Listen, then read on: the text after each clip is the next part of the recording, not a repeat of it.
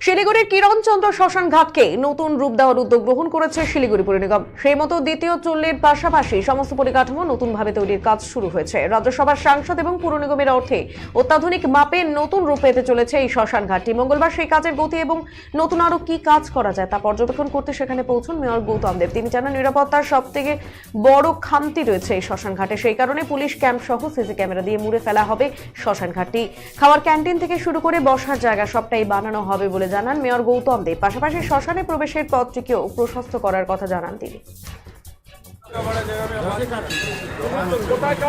দেখতে পাচ্ছেন যে আমরা এর ফেস লিফটিং করছি, চেঞ্জ করছি। দেখুন, মানুষের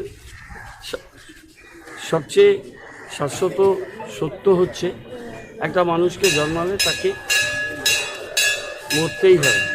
পৃথিবীর সর্বশক্তিমান যিনি মানুষ, তাকেও the ultimate destination is crematorium burial hotel. তো এটা আমাদের চিরশান্তির জায়গা, শেষ যাত্রার জায়গা। সেই জায়গাটাকে আমরা খুব সুন্দরভাবে করতে চাই। আগে দাহ করার জন্য যারা আসছেন শ্মশান যাত্রীরা, আমি নিজেও বহুবার এসেছি, শীতের দিনে, বর্ষার দিনে, তারপর অনেকের ম্যান পাওয়ার থাকে না, তাদের এখানে খুবই কষ্টের মধ্যে তাদের কাজ করতে হয়েছে। একটা মাত্র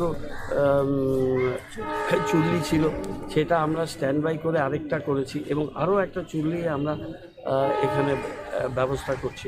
পুরো গার্ডেনটা সুন্দর করে করেছি এবং পাশে পুরো রিভার ফ্রন্ট বিউটিফিকেশান করে পুরো এরিয়াটা যাতে শ্মশান যাত্রী এবং মানুষ সন্ধ্যাবেলায় নদীর ধারটায় সুন্দর করে দিলে বসতে পারে, এসে তারা বসতে পারবে।